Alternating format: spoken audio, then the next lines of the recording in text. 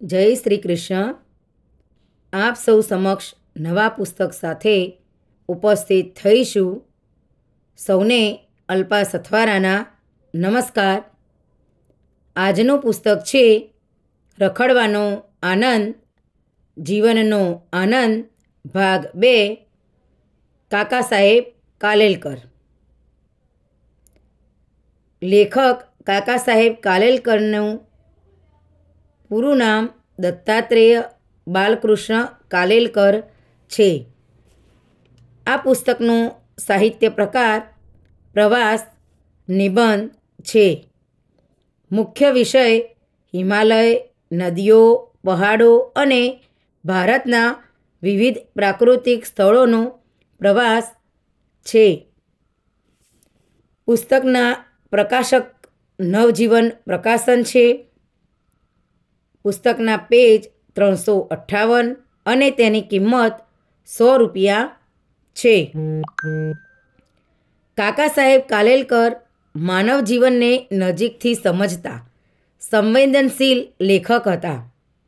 રખડવાનો આનંદ પાઠમાં તેમણે રખડવાની એટલે કે નિશ્ચિત લક્ષ્ય વગર ફરવાની મજા અને તેનું માનસિક સુખ ખૂબ સુંદર રીતે રજૂ કર્યું છે. કાકા સાહેબ કાલેલકરને ગાંધીજીએ સવાઈ ગુજરાતીનું બિરુદ આપ્યું હતું. આ પુસ્તકમાં તેમણે પોતાના ભ્રમણ દરમિયાન થયેલા અનુભવોને જીવંત રીતે વર્ણવ્યા છે. લેખક કહે છે કે રખડવાથી માણસ પ્રકૃતિની નજીક જાય છે. નવી જગ્યાઓ, નવા લોકો અને નવા અનુભવોથી જીવન સમૃદ્ધ બને છે.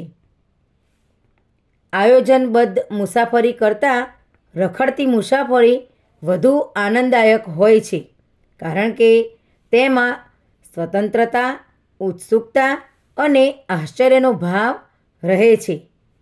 રસ્તામાં મળતા નાના નાના અનુભવ જીવનને યાદગાર બનાવે છે. આ પાઠમાં લેખક પ્રકૃતિના દ્રશ્યો, પર્વતો, રસ્તાઓ અને ગામડાના જીવનનું જીવંત વર્ણન કરે છે.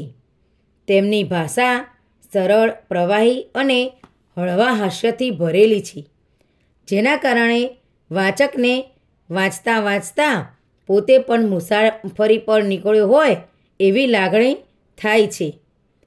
લેખકનો મુખ્ય સંદેશ એ છે કે જીવન માત્ર દોડધામ અને લક્ષ્ય પ્રાપ્ત કરવા માટે નથી, પરંતુ થોડી ક્ષણો રોકાઈને આસપાસની સુંદરતા માણવી પણ એટલી જ જરૂરી છે.